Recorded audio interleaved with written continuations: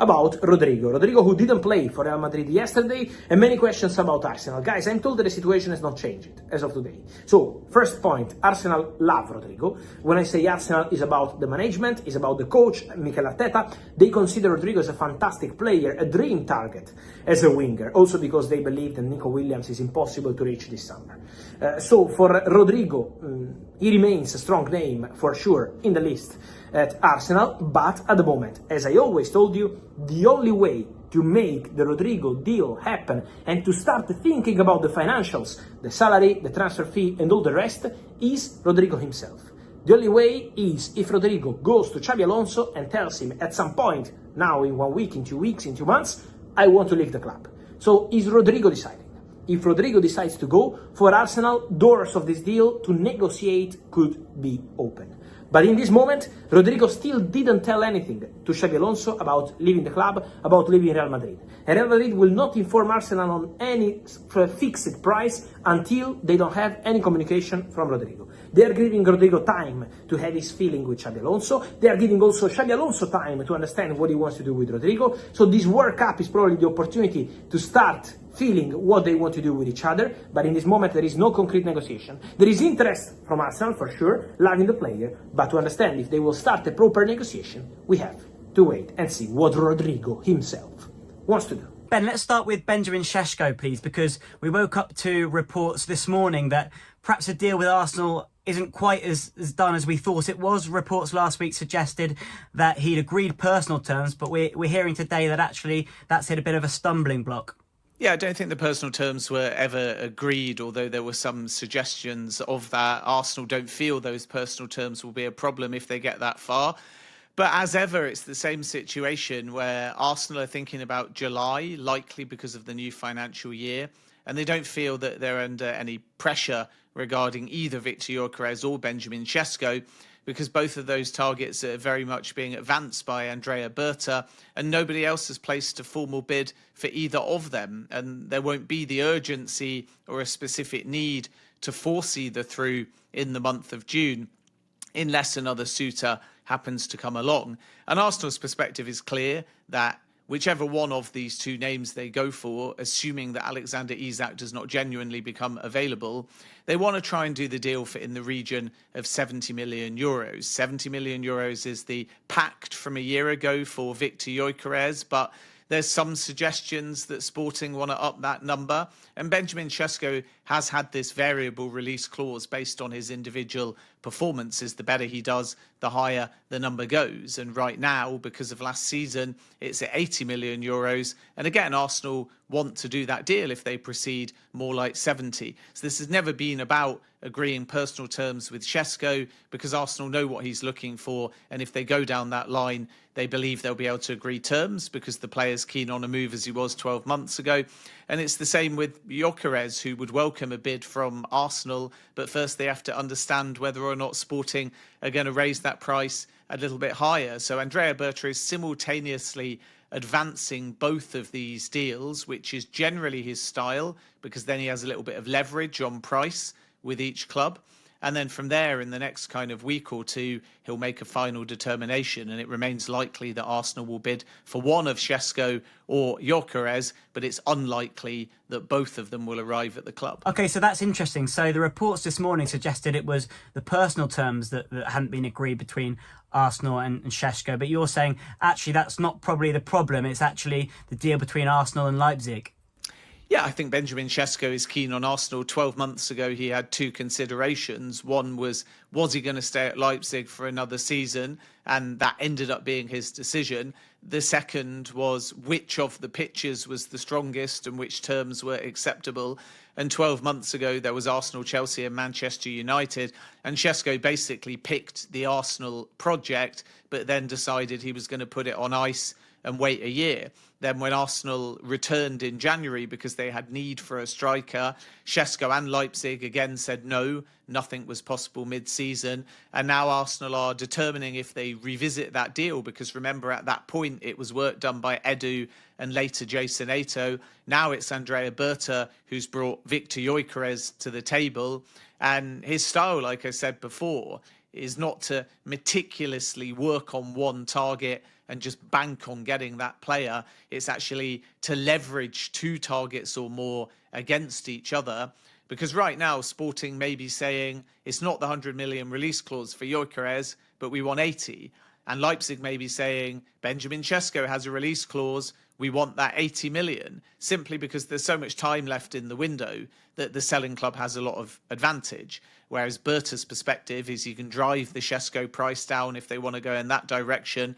And if player buy-in is there, the Gyökeres situation may eventually result in this pact being honoured, which means the player can also leave for 70 million euros. But it's not really been an Arsenal thing going to Sesko and pre-agreed terms, because first they have to decide if they're going to go for Sesko or Gyökeres, and that determination is most likely to be based upon which price Arsenal actually think is value for money, and that's the part with both clubs that is currently being worked on and explored. So when you say that they're looking at both players and sort of working on both deals and seeing what works, do you feel like Sesko is the main priority and Gyökeres is perhaps a backup option, or are they just keeping their options open at this stage and they haven't put a number one as a target? I think the feeling heading into the window was that Benjamin Sesko would be the priority, but obviously Andrea Berta has changed that somewhat, and now it is fair to say, as frustrating as it may be to Arsenal fans, that both deals are simply being explored, and day on day we get asked for updates. But again, I don't think Arsenal feel they need to force this one through one way or the other right now. It may be a transfer, even though number 9 is a key priority, that they're happy to put on the next financial year, which is why we've had to wait a little bit for clarity, which is expected to come soon. But I think Arsenal were always thinking of their number 9 as kind of a July the 1st deal or onwards, and that's more preferable to put this kind of outlay into the next financial year. In addition to that, Arsenal are not in the Club World Cup. They don't have that same urgency to move as maybe Chelsea or Manchester City. Liverpool is a different scenario because they've been planning for quite some time. Richard Hughes has been in for longer, and I think they knew the kind of players that they thought they could move decisively on. And people will say, why can Liverpool spend this kind of money and Arsenal haven't yet? And there's probably 2 answers. The first is that at the end of the window, let's actually see whether Arsenal's spend is that far off Liverpool's total spend, because if you add Zubimendi, a number 9, a left winger, a left back, a backup goalkeeper, Arsenal actually should have a big outlay as well. They just may want to, like I said before, put it on the books for the next financial year. So that's kind of one factor in why Liverpool, who are in a stronger PSR position, have moved decisively, and perhaps Arsenal are waiting out of caution, even though their PSR position is by no means as precarious as Manchester United or Aston Villa.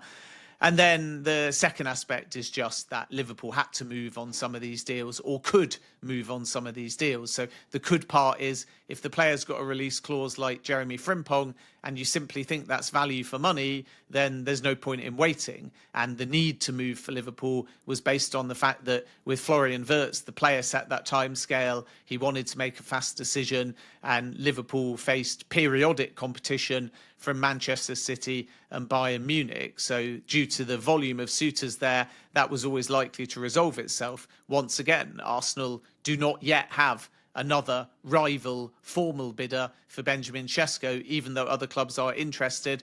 And the same for Victor Gyökeres. Manchester United like the player, but they've also not made a formal bid to Sporting, and I don't think United will do their number 9 until the next financial year either. So this is why Arsenal are calm about the situation, and Andrea Berta in the next few weeks now will have to decide in what direction he wants to go, and that's why I don't think we'll have to wait too much longer now before we get clarity and Arsenal do make a formal bid. Have been linked with for even longer. Now tell me Arsenal are close to completing their first signing of the summer. They are getting close. Martin Zubimendi nearly joined Liverpool last summer because they activated the release clause, but the player opted to stay in Spain for another season. He's in London at the moment, just finalising that deal, speaking to Arsenal, going through all the final details of that contract. We understand it's a £51 million release clause, which Arsenal have activated. It's only a matter of time now. I know there's been some rumours on social media about a hijack, about other clubs. Not going to happen. The agreement is in place. He's going to be joining Arsenal, and Mikel Arteta will get his first signing of the summer. Arsenal have won the race to sign Martin Zubimendi. They have beaten late pressure from Real Madrid to secure a major midfield reinforcement ahead of the 202,526 season. The Gunners have held a long-standing interest in the Real Sociedad star. Now, they have successfully convinced the Spaniard to join, with only formalities left before the move is announced. Martin Zubimendi Arsenal transfer talks began early this year, with reports suggesting a deal was close as early as January. However, those links were repeatedly challenged by updates from Spain, where Real Madrid continued to believe they had a chance of hijacking the move. Despite multiple attempts to change the player's mind, Arsenal remained confident, and it now appears their patience has paid off. The final weeks of negotiations were tense.